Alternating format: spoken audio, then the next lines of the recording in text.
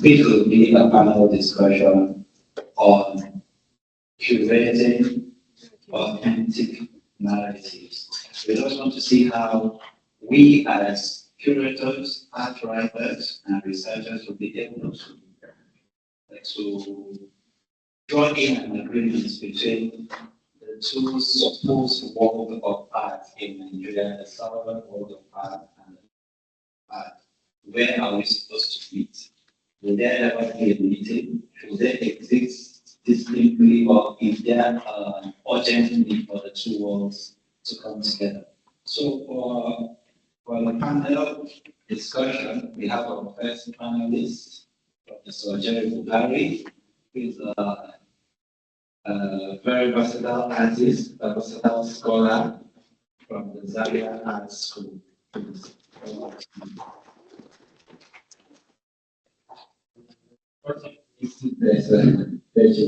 And then we have the curator of the exhibition, Aisha-Aliyu, Bima.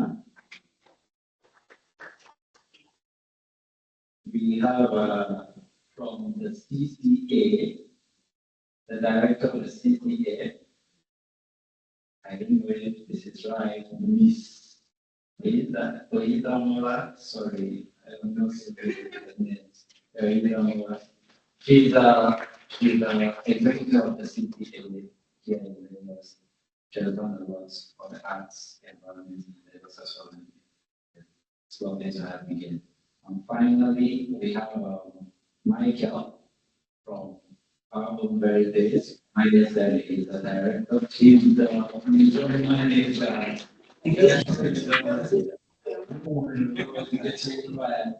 All right, so as earlier stated,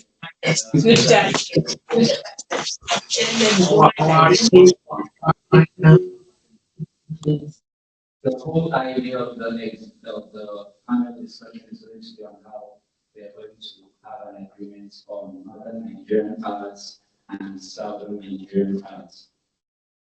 So for the first part, I would like to put this question first to Michael.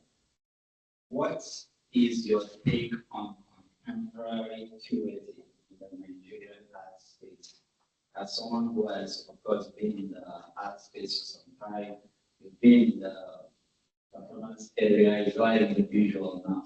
What can you say through your period of experience on contemporary curating? Is there something we need to improve? Is there something we're lacking? Is there something we are strong on and we should hold on to?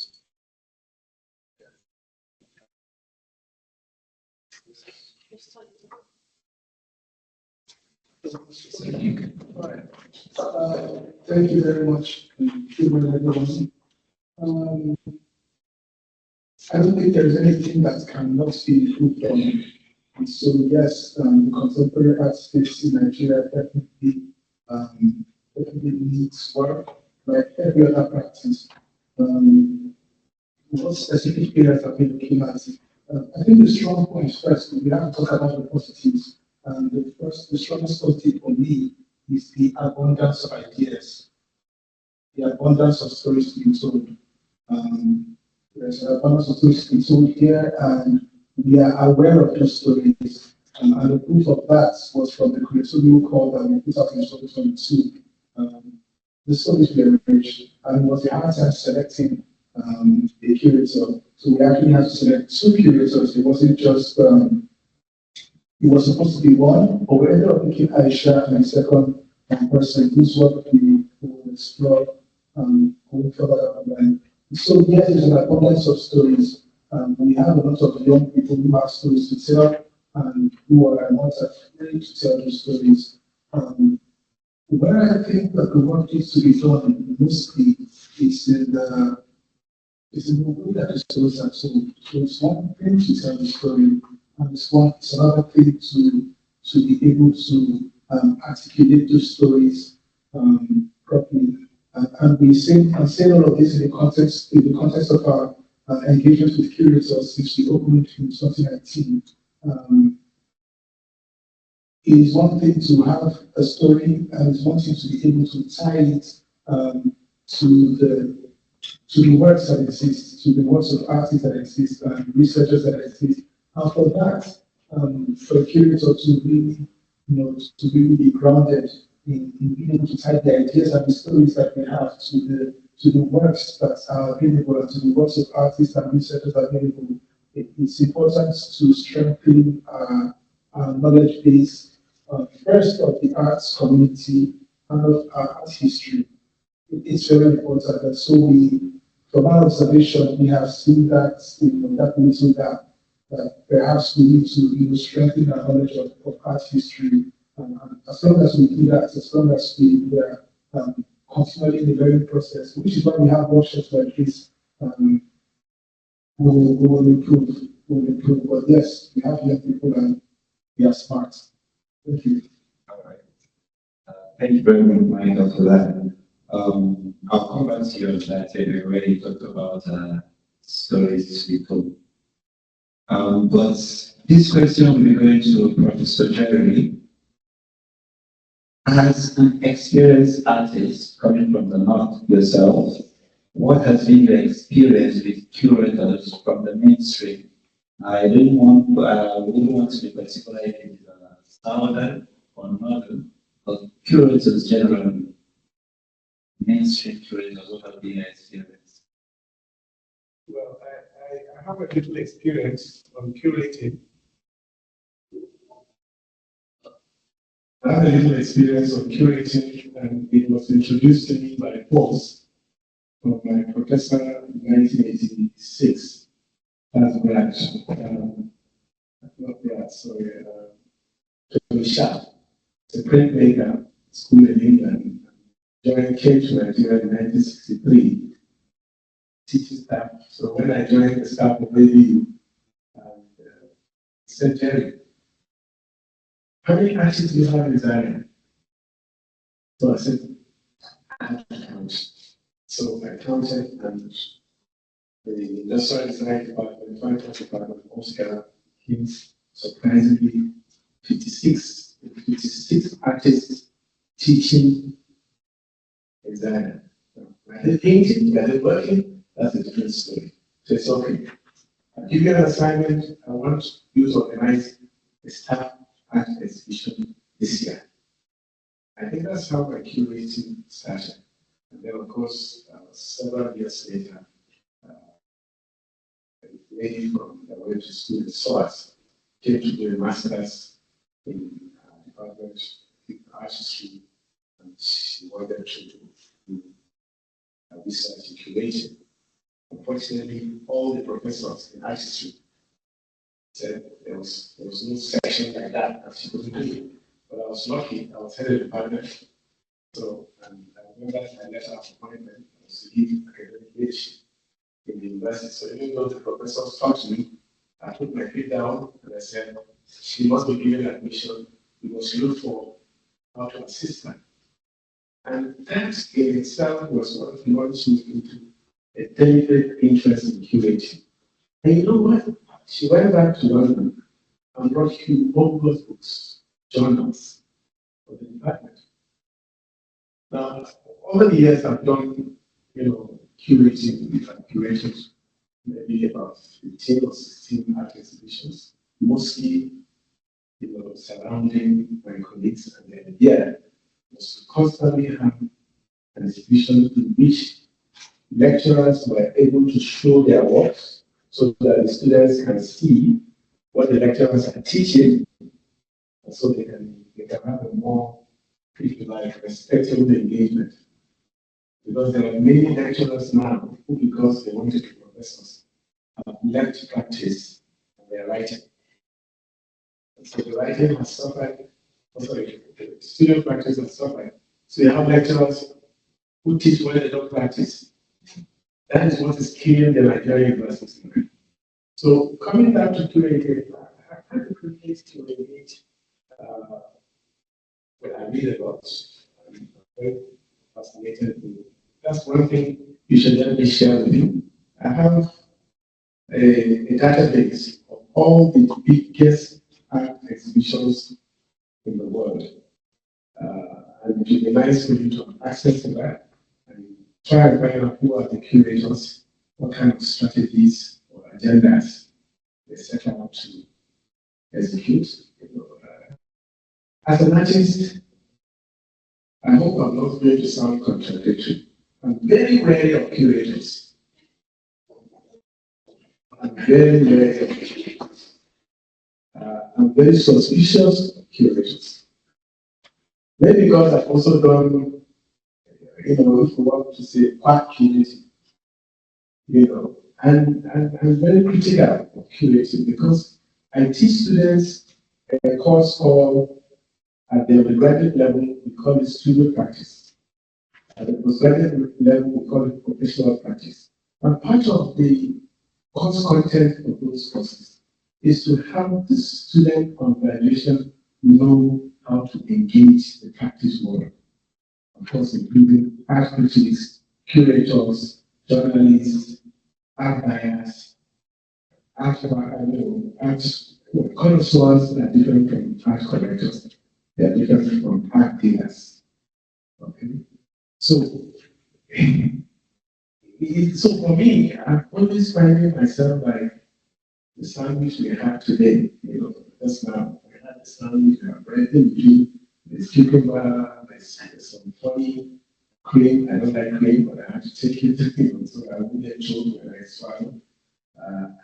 That's how I see myself. Now, I'm having a conversation with friends in Italy, in Venice, and India, and they're asking me, Jerry, who are the people that package the Nigerian pavilion at the Venice Biennale? I said, what's the problem?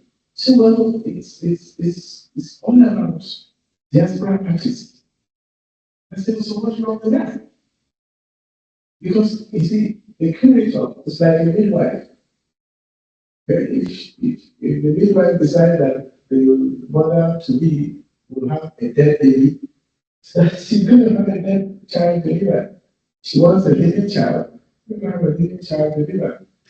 And I said yesterday that people like the Lord bless his soul, whose background is political science, got to a point whereby, like Jess would say, the exhibition, the project was not about the artist or the works, but about Huey. Basically, Huey went to present himself. So he was the artist, he was the artwork. So in curating, you are dealing with very, very complex ideas, very, very, exposed and concealed agendas. And you must accept them as the reality in the world or in the landscape of curating. Now, how does that affect a fledgling, history of curatorial work in Nigeria, especially where there are no funding, especially where people still don't understand what curating is, especially where artists are very suspicious of curators, especially again where curators don't even know what the artists are doing. Because the truth of the matter in the evolving history of curating in Nigeria, the curators are just like my colleagues who are lecturers in art history. And perhaps the oldest lecturer in fine art. I don't remember when last an art historian, my colleague, said, yeah, I want to know what you're doing in your studio. And my studio is big. It's twice the size of this room.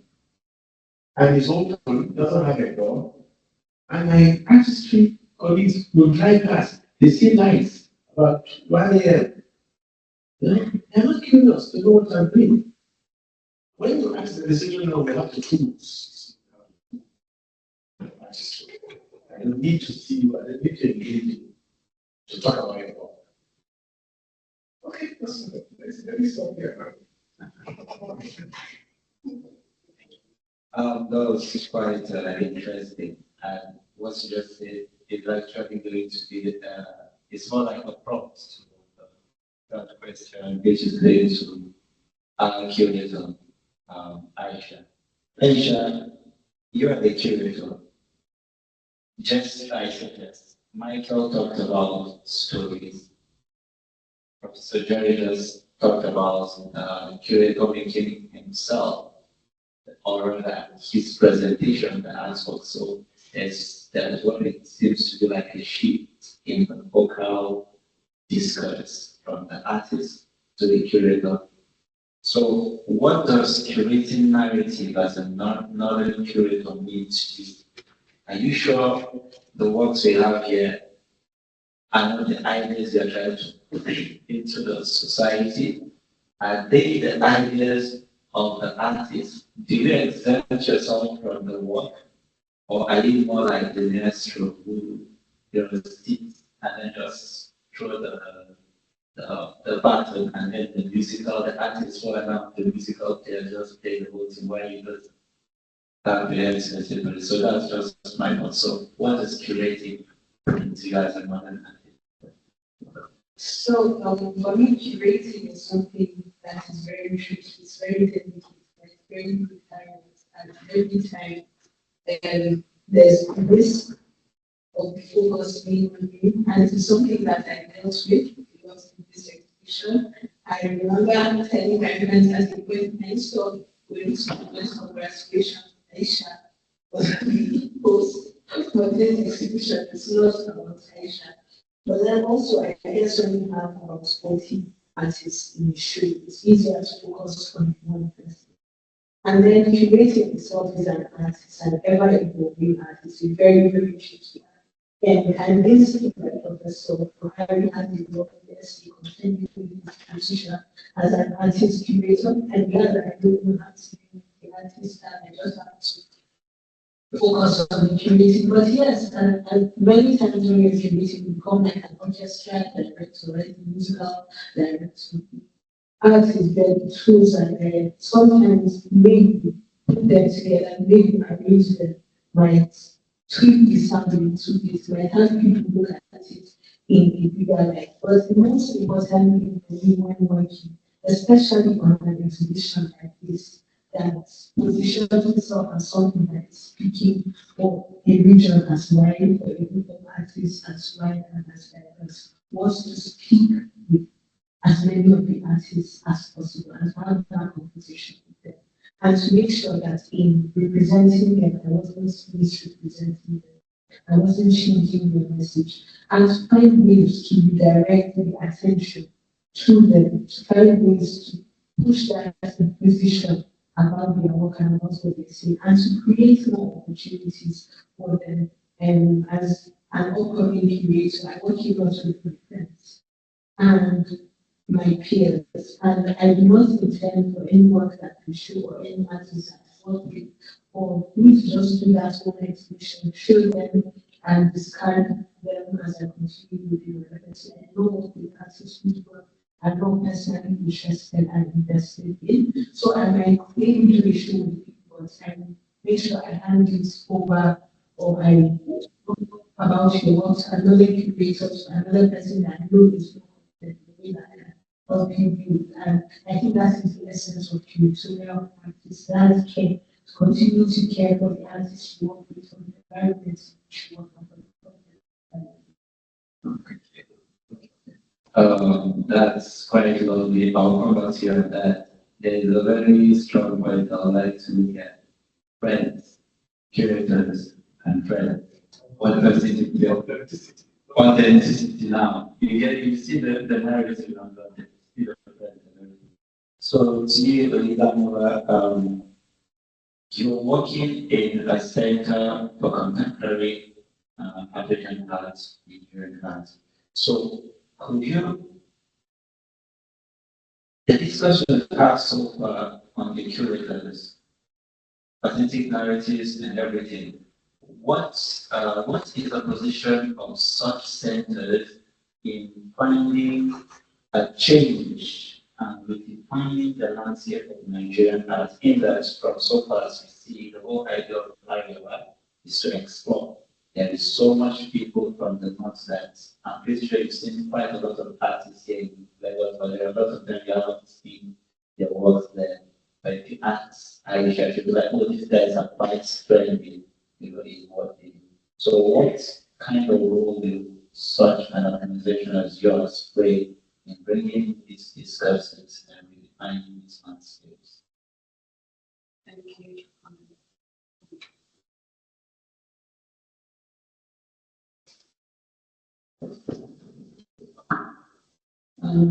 Thank you. So I would say, so when I actually first came to CCA in 2008, the organization opened in 2007. So the first exhibition I visited was, the name is not on was a photography exhibition, Georgia Shoji. And it's important that I say that in that from the inception of CCA, it was not a Lagos gallery. It wasn't an exhibition about showing Lagosian artwork. It was always Nigerian and then Pan-African and then global. And so those are the three ways that we exist. And so, you know, one thing I remember very, very vividly, just before we closed, because we're renovating, is that we had an exhibition from the north, nuanced, absolute Razak. It was revolving art incubator. We had an exhibition in the gallery around the Gopamata Therapy. And then we had a performance from a performance exhibition by someone who is indigenously from Eastern Nigeria as well, also exhibiting. And for me, I felt really happy and like, to me, that was this Nigerian imaginary, should I use, playing out in our center. And it's very important for us that we have a multiplicity of voices, a multiplicity of artists and perspectives being shown in our gallery space, and then also being taken out into our network as well. So a lot of the work that we do is in relationship. So as a site, we are a site for people to come to. As an organization, we are a point in a network. And so a lot of the times, internationally, the focus either artistically, but educationally, they look to organizations within the country or within the city, and they use them as a guiding post or a light to what's happening artistically in that ecosystem. So at the center, we are this signpost to what's happening in Nigeria.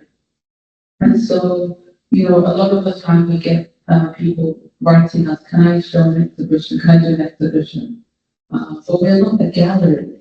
We are an educational space. We are the point where we're supposed to be a site where the contextualization of art making meets art history, right? And that's why we have a library. That's why we try and engage with writing and publishing as well. So that when people look through the history of CCA, they look at the exhibitions, they come visit the library, they're getting a broader perspective of what Nigerian art could be. Thank you very much for that. I like how you explained the center being a signpost actually. A lot of people may not know this, but CCA is quite international. I've known about CCA from way back when I was in school. That was how much we know of that. I was, should I say, I have an agreement with we had E9, and he went on Sukkah and everything. So yeah, I know a lot about it. That was why I was put about this. Now, just a mop up and then a final question that we have go through.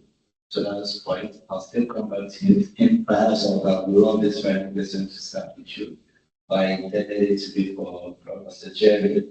Prof, do you ever think there will be a point where the northern arts landscape, and I'm intentionally stating it, and the southern landscape will meet.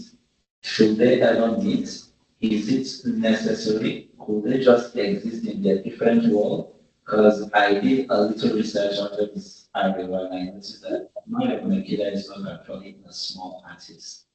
That she exhibits very vast in especially the eastern part of Turkey. You go to Arab Saudi, yes, a lot of people from that region collect their works. And you come over to the southern, I want to say Nigeria, you see that bias? You come over to the southern parts of Nigeria and you have people like, let's say, Osmanko Korafor, you have people like UK Kameno, and the people who collect their works are not in the eastern hemisphere of the world. They are in the western part, and of course, Nigerian collected as well. So when you look at that, it seems as if there exists, not intentional, but practical, northern hemisphere as southern hemisphere. Should they ever meet, or should they not meet at all? Yeah, so this is the way I respond to it. You know, the reality of experiencing culture cannot be divorced from politics. Negotiation, power, authority, control. So art is subsumed, art is simply soaked in this. In the first place, from what AREWA, with the question mark, has been able to suggest to us, I'm not saying prove, I'm using my words very advisedly, is that the whole idea of AREWA is the mirage. But of course, when you employ the use of such expressions as stereotyping or perception, it gives room for us to engage in different types of discourse. I don't know the question mark has been able to, in a very, very historic way and definitive way, show how Nigeria exists in reality. I was saying that Taokwe has a Ghanaian origin, but he's from the library. He went to serve in Kaduna in 1981, like the curator had shared with us. I never wanted to come back to Lagos.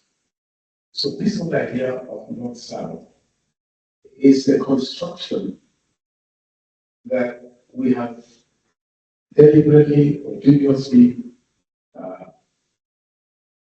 fabricated for the purpose of whatever. And it has dividends for good or for bad. And I say this with all sorts of people. The reason why I wish we can put up AREWA with a question mark on a bigger national discourse. For example, if there is going to be a conference of Nigerian national question, we are discussing the Nigerian nation, we are discussing the Nigerian dream, we are discussing the issue of nation building, nationhood. We are discussing, we want to talk about integration, we want to talk about unity, we want to talk about how to see Nigeria in the future. I think that AREWA with the question mark answered it. And it is so well answered and captured in a place like Yemisi Shyllon Museum, where the focus is not about the works, but what the work generates, what the work engages you or to. And yesterday again I said, I'm looking forward to a Nigeria where we don't hear about the so-called geopolitical zones. These are some of the most dangerous constructions that Nigeria has imposed upon itself. With all its roots, intentions, that will continue to delay building is from a Nigerian country. I mean, I'm from northern Nigeria. My godfather is Igbo. Okay? And I speak the passable Igbo. I can cook Igbo dishes more than some of the Indians. And yet, when I go to see my godfather in Owerri, they will say, "Oye Hausa." And I'm not Hausa. Again, my case is complicated with the fact that I have one, and I'm not related to one. All right? You know, and then every time I introduce myself, I have to offer an apology. So this is how complex Nigeria is. And unfortunately, we are dealing with a country that is so very, very educated. With all due respect, very, very educated. Okay. Thank you for that. That will. Thank you very much for that, Prof. That brings me back to pretty much the same question because you raised it up while we were talking. CCA as the same as the science international. Where does it that force to keep one voice? Look, it is not artists like us, residents like us. When do you get to see artists or artists Maiduguri or maybe it's not like that, just artists Nigeria. Daniel from Nigeria, Aisha from Nigeria, Chibi from Nigeria. When do we get to meet that?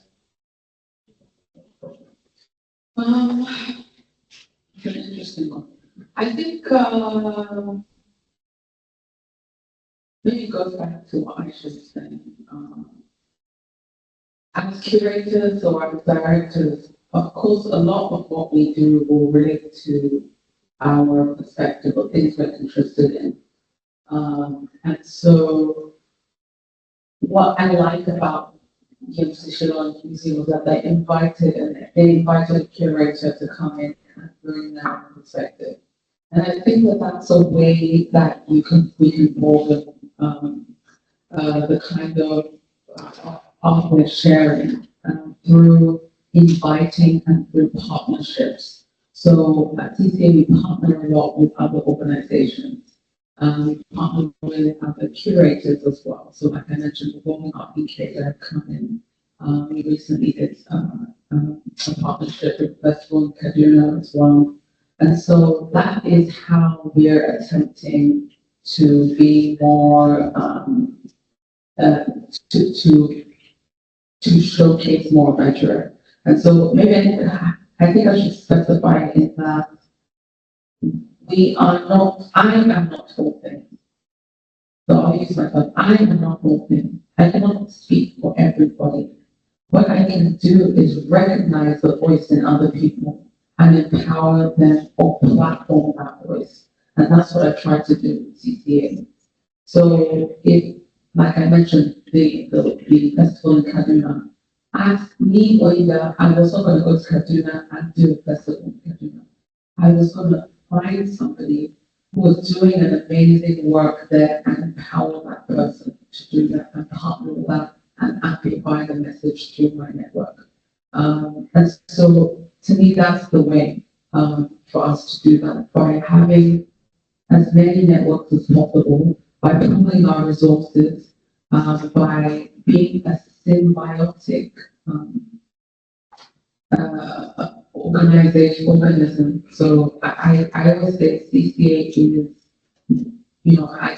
I'm joking, but I'm not joking. But I say CCA is like it's small in how, in terms of our numbers, maybe not and our size, but I see I see Yemisi Shyllon, I see Goethe, I see, all of them, to me, they are my organization. They're part of my organization as well, because we work as an ecosystem. And so I think, what's lovely about the work that Aisha has done is that she brought her ecosystem here, and that allows for us to engage. And I think movement is very important. I have to say, I've been to the north, but I haven't been nearly enough. I've not been nearly to enough places. But for instance, our art school, we have an art school that travels across the continent, across Africa. And we go to those countries so that we can understand some of the context that people are working with. Because, for instance, when a Nigerian artist is in UK, they're going to say, oh, this is a Nigerian artist. And truly, then they are an artist from Nigeria. Can a northern artist speak for Lagos? Can a Lagosian artist speak for Jos? You know, and so Asiko works in that way of, actually, I can tell you a bit of the experience I had in ... And they provide the context for the work, you know, that's happening there. And I think as curators, I definitely put myself there, and I also speak to the audience.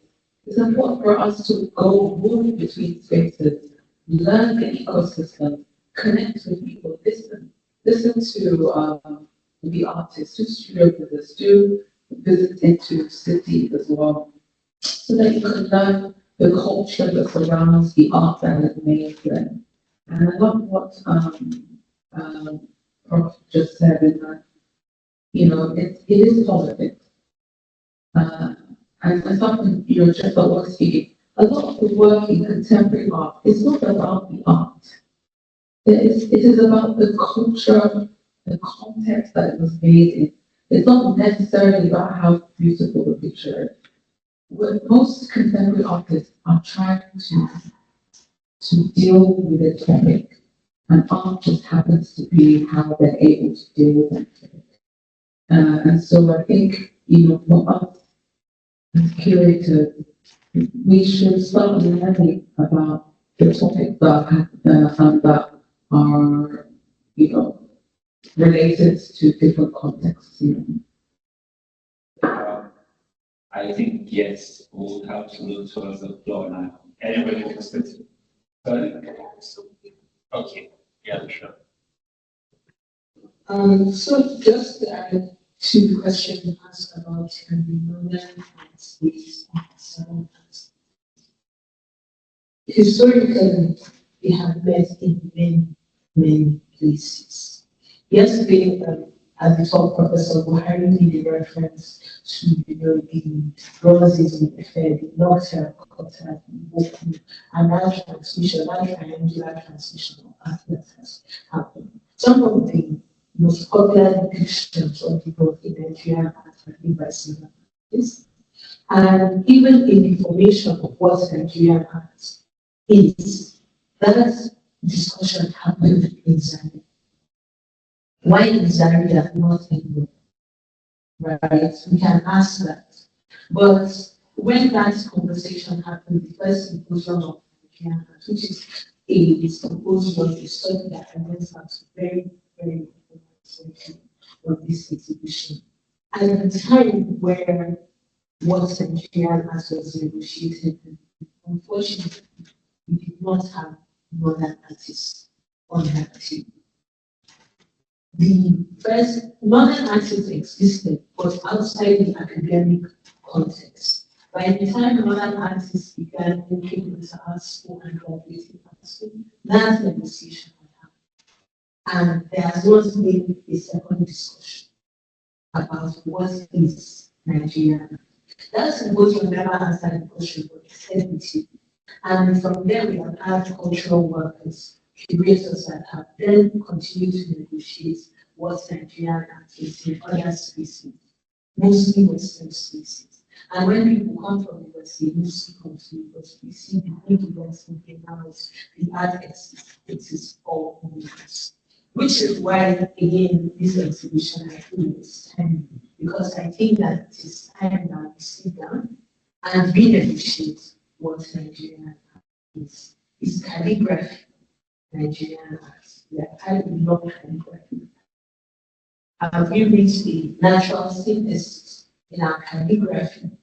Right, so we put it that we have created something new that is completely different in our use of material, in our evolution of figures, of construction, of culture. And I think as, again, with this exhibition, one engaged cultural workers in northern Nigeria now, There's a wide generation of cultural workers that are coming that are working. And older than me, we have some, together with me, we have Conscience, we have Mary and we have Saturday leadership, a wide network of young curators coming up and addressing so many different things. And as we move into the world and we connect with cities, we are now taking that message. And we even have artists from here now finding, because of social media, because of what's other culture, we see we need that ecosystem. And that ecosystem is what allows these connections to go down, allows artists to see, okay, there's this resonance. Go for it, because artists cannot always do that on their own. And that is why it is important to have the right curators, the people that engage with this art for critically, other than the viewer. Thank you very much. Okay, so there was the first time here, and then we go to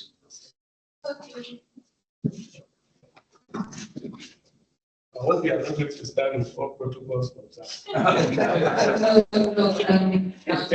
So, my name is Ayubambo, and I'm a multidisciplinary artist working across the field of visual art, fashion, film, and animation.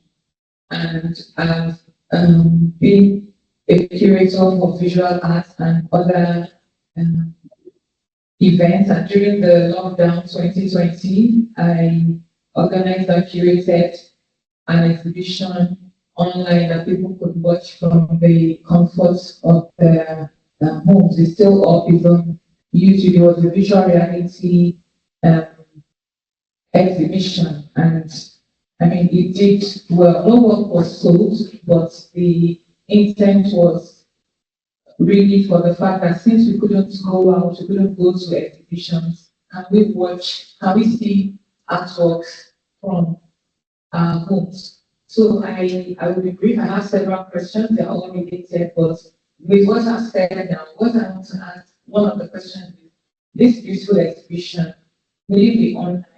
Will there be like a virtual reality exhibition of it? Because many would like to see it. They might not be able to come down. It's just in Nigeria or in Lagos. People also outside the country, the continent, would like to see it because they want to educate. I came here because I was curious. I'm very curious about the North. I don't know so many things about them. I've never been there. I have colleagues who have been to school there. Some of my lecturers, like Kolade or Shino, he schooled there, but I've never been. I just see the North through some of the works that people do, and they basically always look the same. So coming here, that's question one. Then the second question is like, okay, Aisha, you talked about some of them being your friends, and also all these 40 artists. Did you know all of them individually? Like, did you travel to all their studios to see them practice? Like Professor Buhari now, his lights are on, but people are driving past. So we know what you do. Hello, not necessary. So, did you have to go to all their studios, and did you know all of them from the beginning, or you were referred to some? Then, since I'm hoping, and I guess it's going to be a traveling exhibition, is there any idea about when it's going to go from here? Then my last question. There are not many spaces like maybe in Lagos or maybe in other states, I don't know where to travel to, that can hold this exhibition this way. So is there a way, if it will go to some galleries, it will be split? Like, okay, maybe this AREWA exhibition in Iwalewa Gallery of Art, for example, the part of the exhibition there is women. At what's the name of this place now? I've forgotten, but somewhere in Enugu, the exhibition there is going to be experimentation, for example. So those are my questions. Thank you. I can repeat them again if they were lost. Do you work in nice? I'm a journalist. Yeah. So I think Michael is such a first question. Yeah, thank you for the question. So we opened in 2019, and after that, COVID struck. So we took care that we're barely a year old. We have not existed for up to half of our lifespan at the time when COVID struck. And it made us really rethink because at the time we were really focused on physical displays and then complementing them with social media activity and internet activity on our website. That was pretty much it at the time. But COVID really helped us to see digital engagement for what it really was. Not something inferior, but something different. It's a different experience, much like the engagement. I love to listen to hip hop music. My AirPods are from really good speakers. I prefer to see jazz performances live. And that's just it, different strokes for different goals. And so with that, we had an intern at the time, Curator, who was really, really big on AR, VR, and she pushed us until we cracked. And we had this very beautiful display of our first exhibition. We talked about the name now, Make It Matter. Yes. So you have to go back to CCI as well. So we had Make It Matter in virtual formats, and then mirroring that as well in sort of in virtual formats. And when the engagement was really good, what we realized as well was that this did not drop when the cost was fair for physical engagement. People still engage their activities online as vigorously as they did during COVID. And up to today, we still incorporate virtual exhibitions into our activities on our websites. We have a Google as a culture partner page that we use very well. In fact, we had a meeting with them 2 days ago, and we are working to digitize more stories. And this is something that we intend to do in AREWA as well. So the plan was to have a physical engagement first. We are going to take it virtual exhibition first of all. I think the smaller size format of the exhibition called the Pocket Gallery is available on the Google Arts and Culture platform. All this will be available on the Google Arts and Culture platform, but more importantly, or by extension, embedded in our website. So you can visit our website and invite your friends to visit this on our website as well going forward. Thank you. Okay, so for Aisha, I think you're talking about if you know all the artists. If she knows all, if she So we have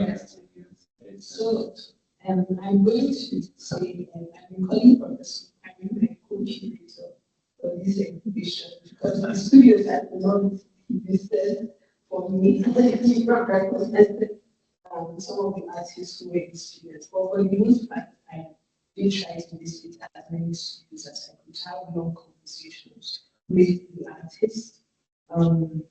Of course, we had about 2 years to put this exhibition together, which involved a lot of travel, a lot of negotiation. And as somebody that was in the normal art space basically, I'm still traveling, I'm still engaging. I even got several queries from some artists that you visited my studio, but my work is not in the exhibition. Or why didn't you visit my studio and why isn't my work in the exhibition? Am I not a northern artist? So selecting artists for this show to be able to balance the stream was something very different. It is not an answer to all the other artists that are practicing their normal. And even those of them who I consider my friends, and it is very hard to watch conference with some of these artists when you intrude into their personal lives. Idris Abdul-Wahab, for example, used to create his collages in my mother's kitchen. So I do not know how we can not be friends after that. So that doesn't answer the last question. Okay, so I said, okay, that's for you to that where, or maybe for you and then for YSMA, where is it going from here? And is there going to be, if there's problem of having it in one space, if they've broken, in different directions, like what used to happen with Lagos photo? The photography exhibition in Lagos. So We hope, and if logistically possible, we have been able to have this exhibition in every city in Nigeria, like every single city people can come and see. If maybe even into the museum across, because of course that it's going to be a logistical nightmare. Sometimes bringing works here was a huge logistical undertaking that could not happen without an amazing team here at the museum. But putting this exhibition together has made me consider what curating is as a practice, as an art form, and how we can negotiate and move around, whether an exhibition should remain something static or should remain something that evolves. We cannot give a definitive answer on if it will travel, but we hope that it travels. And if it does travel, it may hold the same space, it may take it differently. Because again, it has a question mark. So the AREWA may end up staying in Ibadan, and the difference from the AREWA that you see, all you have to see is there's a question there for us to answer. Can I ask something? Yeah, so again, like we said, curating is an artwork. The curators are also artworks. But from my lived experience and the mentoring I got from the New York artist, Susan Kufi, she taught me what curating is. She taught me what she called display, science of display strategies in curating. And it was from her I learned that there are certain works that if you don't have the right pedestals, you destroy the identity of the work. I've never been taken into that kind of deep conversation with art pieces she spoke to me the way she did. I think one of the greatest challenges of curating in Nigeria is the absence of structure and the kind of funding that the curator would want to have. From the experience from documentary, the gentleman who curated documentary, he had a blank check. For example, one of the works that I saw in documentary, the artist said he wanted a river of 3 miles.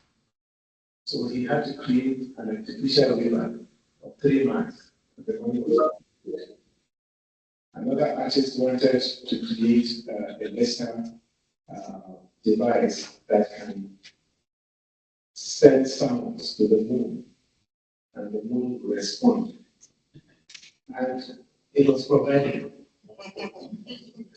So this is how far curating has gone. I'm talking about 1991 when I was in Germany. So I mean, how much more now with somebody like who decides? I mean, we also have something like Snapchat too, and it did terrific work. So I think curating has become a very, very powerful tool of cultural engagement, cultural renaissance. Unfortunately, we are dealing with a very materialized society like Nigeria, where transcendental values seem far less than, mansions, Ferraris, and Rolex watches. Those very, very things that don't improve the quality of the. Of course they do. I don't mind the Rolex watch. Please, the last two questions. Hello,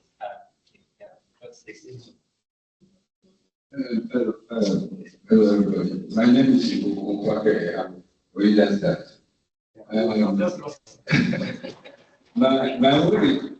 own question is that all art, music, all that, we have a identity. And I'm sure anytime we have an exhibition, people will want to know, not whether it's, even if it is from Nigeria, they want to know what part of Nigeria. So I believe identifying the language, culture, and tradition of whoever is behind an art is as important as contributing. Thank you. Again, that's advantage. Okay, thank you. Good afternoon, I think. I'll prefer to stand and give my confidence in my slide. Yeah, very tough. Okay, my name is Moses Bariki. I'm currently an arts instructor, and I started a PhD program January this year with the Durban University of Technology in South Africa. And when I come here, I didn't know to what direction everything is going to take, but I think it's becoming more interesting than I expected. I was also mentioned that I was taught by Professor Jerry Buhari in the university. Thank you. 2020, 200 there. Okay, so with the whole discussion, I had to take a look at my PhD thesis title, that says Language and Identity in Nigerian Art Criticism, a comparative analysis of representation by Nigerian diaspora and Nigerian resident scholars, curators. So for me, just sit in between the discussion that is happening now about who is telling the story. Very important. Because Jerry just mentioned how he was asked why Nigerian art is usually being represented or being put to the front by artists in the diaspora. So that's an ongoing question, that's a topic I would like us to look at. However, where I really want to pin my comment here is, I wrote something here, seeing the North as a proper intellectual space remains a problem. Seeing the North or the academic space in the North as a proper intellectual artistic space remains a problem. And this is what I'm trying to articulate. Over tea break, I think we were having a discussion where Professor Jerry Buhari said, in Zaria, there's a level of freedom that you have. Okay? And I refer to myself as a Zaria artist, even though I've had a master's in a different school, different country, and even a PhD. But today, I still see myself, philosophically as a Zaria artist. So what I'm saying here is, unlike many art schools, like you mentioned, Usuga, where you want to project fully that is rooted in Igbo culture, the university itself is in an Igbo space. In the North, there's not much of that within our university space.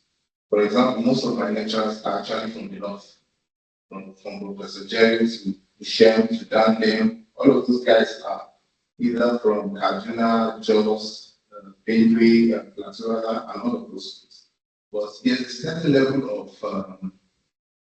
it being a true intellectual space. If they wanted to impress upon us as students to project enough, they would have done that excellently well by saying, okay, this is a philosophy, twisted around the AREWA or the Arabs kind of thing, and all of us have gone in that direction.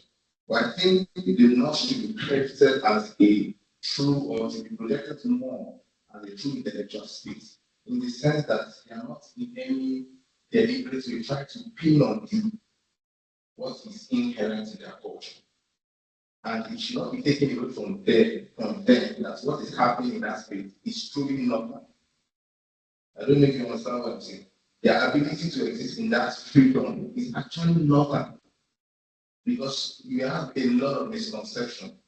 Going to the North myself, I stayed there for 5 years, was an eye-opener. Because you expect everybody to be Muslim, you expect everybody to be Hausa.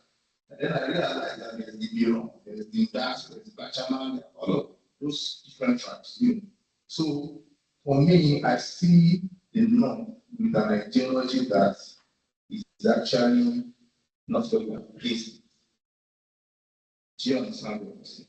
So, but the most striking section of this exhibition for me was the abstraction, where it wasn't directly Northern, but it was by Northern artists or artists who are based in North.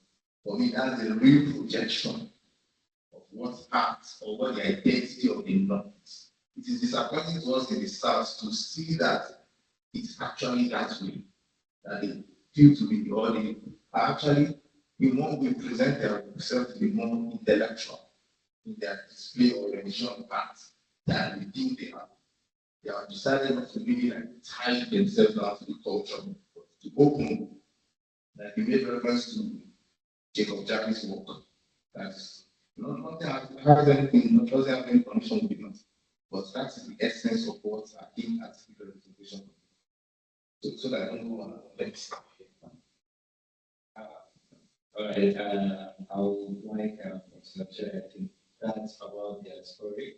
Or you don't need to talk about it. No, just simply to say that my little experience with curators is that, and of course, if you've read their backgrounds, you want to know what informs a curator's perspective or framework for an issue.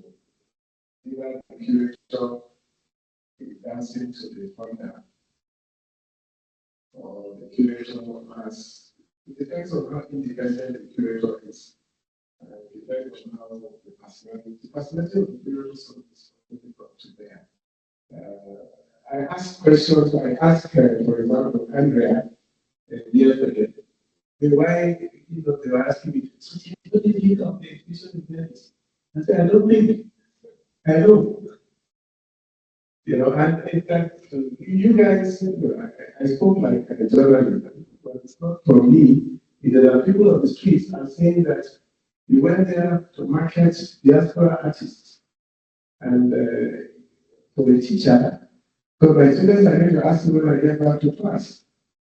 Okay, we saw how come none of Nigerian artists who are in Nigeria showing it. I know. And lots of curators, a lot of promoters of Nigerian art, of African art, who are living in the diaspora for reasons that only they can tell, are letting to many Nigerian artists. I don't know why. And I know that some of the diaspora artists are as problematic, because that's one of the reasons why they run away from engaging Nigerian artists. Wahala, visa, transport, they have been around this field for a while. So these are some of the reasons they came, and they are valid. Because really, a curator does not want to encumber himself or herself with a visa problem or any artist coming from Zaria or from Buhari. So that's one of the issues. But the question really, which is not addressed, the issue of authenticity is a very fluid concept when you discuss issues of creativity. What is it really an appropriate word to bring to bear in the discourse of creativity and engagement like that? But truly speaking, if I'm going to speak as somebody that is a Nigerian, who is patriotic, who is a custodian or a stakeholder, I would say that to a very large extent, the performance in Venice was fantastic because we showed the best of Nigeria in that arena, because the people don't know what's going on inside the country, but they know what's happening in the diaspora, so they represented us very well. As being a lot of people like that's very sarcastic.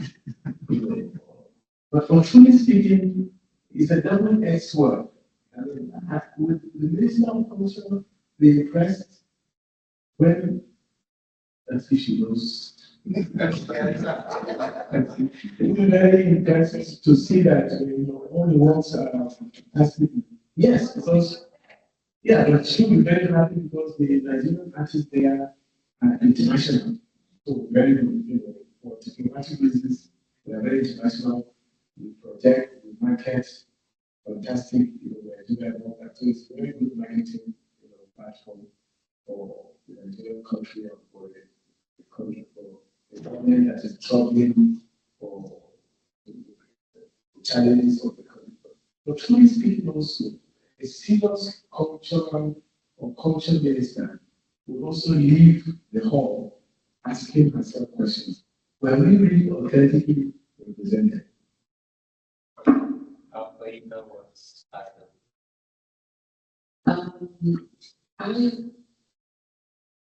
want to just a little bit speak on like from a diaspora perspective, right? Because for me, obviously, I grew up abroad. I mean, maybe you can't tell because I have such a strong Nigerian. So, but you know, the question you asked was around studio visits. So as curators, we are likely to work with people we know, people in our network, people whose work we like, you know. And so the first pavilion and the second pavilion are not the same, right? Because both curators curated from their perspective and from their eye. And so if we have a diaspora curator, it's very likely that she's going to speak from the perspective that she best knows. And so the question could have also been that could a diaspora curator, if she had presented a different exhibition, would it have been authentic? And so I think there's that, you know, that comes in. And it's something I grapple with as well in my own practice. And when I first moved to Nigeria, I remember with CCA, I had to go and speak internationally. And when I came, and when I went, I realized that I wasn't what they were looking for. I came and started speaking like this, you know. I was like, oh my gosh, I need to actually become more Nigerian. I need to always have grades, you know. I started like, I'm trying to cultivate this perfect Nigerian person so that when I travel, I will be everything that they expected of a Nigerian. That was unauthentic, you know. And so I think that there's was something for that. And now I speak of our art school. So our art school was only a bit for artists from Africa living in Africa. And it's that way for various, the visa being one of them. And not very many opportunities for contemporary artists to get training on the continent. But myself and the project manager are both from the diaspora. And so we questioned ourselves as well, why did we decide that we would open up to the diaspora a bit more? And the truth was because we were being authentic to ourselves. And so then we opened up very you know, small percentage of the spaces, but because we wanted ourselves reflected in the program, that was the truth of the matter. And it's in the evaluation that you could say, did that work or didn't it work? Nobody can deny that it's executed very well. Thank you very much. I think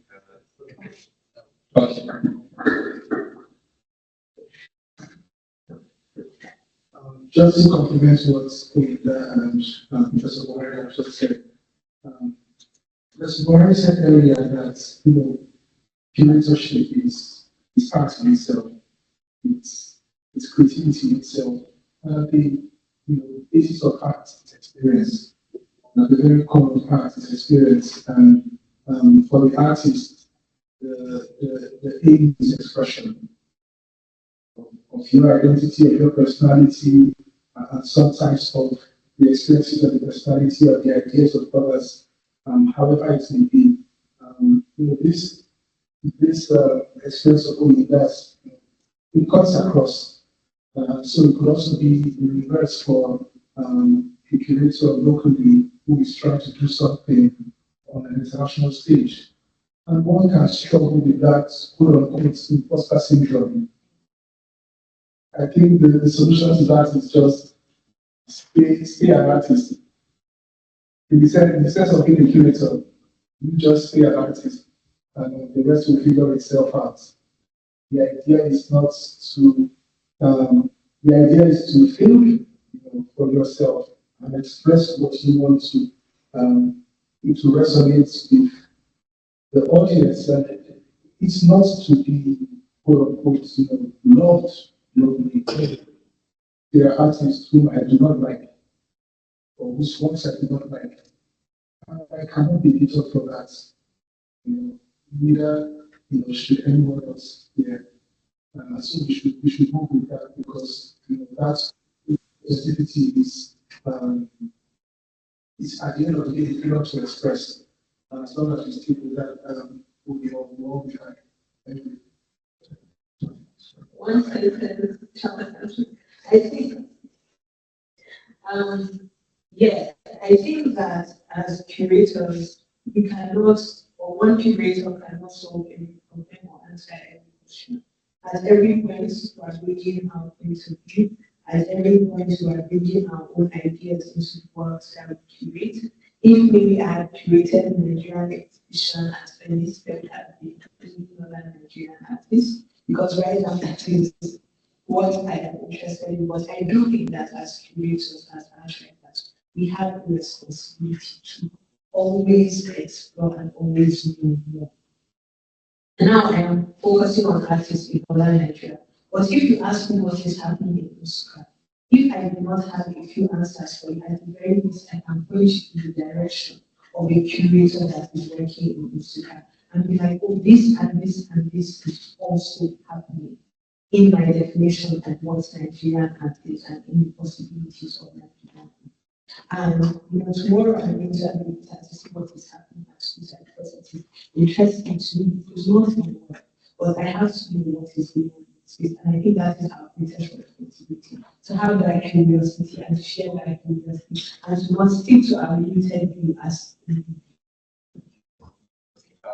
It's just the last reaction. We are almost on time. Thank you very much. I'm actually very from this conversation. So I have a question from what Professor Jerry mentioned when he was talking. You mentioned that the curators are often suspicious of the artist, and the artists are suspicious of the curator. That's a personal opinion. Okay, no, I actually have an understanding because I have a relationship with a particular curator that comes from that very point of view. He said that he's often have to promote some artists because once he does and they create the platform, he often tends to forget the curator that brings them the platform to get that line. So how can we find a balance between the curator artist relationship? Yeah, okay, let me say this because I'm a teacher. I understand the risk of exposing my privileged information. I was in New York, Chelsea, with the science, when actually got his break, international break. He was showing at a sculpture gallery, and I had a privilege to go for lunch actually. And at sculpture, I had worked sculpture as far back in 1985. And I attended my first fellow show in Lagos in 1989. It was in that exhibition that the next watched Yemisi's works and several other looking around for some other guys. So, but he was a very local guy and curator in Chelsea. Some smarter guys like Jack Sharman, young boys, really young guys, saw immediately what they could do, what they could have, the possibilities of. And they, because, I mean, as an age, I don't think cannot be looking for agents. He's a smart guy. And I think I wish I schooled in this guy. So he refused to tie himself to any agent. I think up to now, he's his own agent. So the sculptor was complaining to me, very disability, very ethical about that. I said, no. For his status, you benefited from him, he benefited from you. Alhamdulillah. Alhamdulillah. And then we went to the Shyllon, saw what they were doing. Incredible work here. Got some also South Africa. Those young boys. They were sitting every week below the Shyllon. Somewhere down the road, rocking on rocks. So you know that the wrong people put in New York. So we went to this place and the rest is story. I think one of the things that I have taken away is the moral lesson. I think whatever you get, alhamdulillah, the world is big enough for everybody. Alhamdulillah. You will never get a curator to do what you expect. The curator should be satisfied. And that's what we do in school, and some of you may graduate and successfully done it very well. We always tell you that don't take a walk to anybody without a written agreement. Don't even dare. It's worse in Nigeria because we don't respect. And then don't go shabby. You are selling an artwork, you are asking for 500,000, and you are going to see the collector with slippers, and wearing slippers. If you look at you and say, why do you think I should pay 500,000 naira for this work? So again, that's why we need agents. That's why we need agents. And the agents, they have integrity. I've stopped agency because I wept, as old as I am. I wept because a gallerist did not sell my works. Did not arrange for any preview. And at the end of the day, they told me that because the works were not sold, they have to share the works 50-50. In this Lagos. So when I teach art, I teach because I practice. I also tell the students, look, there are hyenas in the market. You have to be very careful. But let me tell you, if you are an artist, honestly, you don't need to go by yourself with enterprise. Get an agent to run you. You will be better off. I think that what you're speaking about is a human condition. I don't think it's an art condition. It's just like anyone saying in any industry that I don't want to put somebody on because when they blow, they're not going to remember that is something that you need to really dig deep with yourself and say, and is this really who I am? There's so many artists that I've worked with and who are doing amazing work. They're not doing amazing work because of me, they're doing amazing work because of themselves.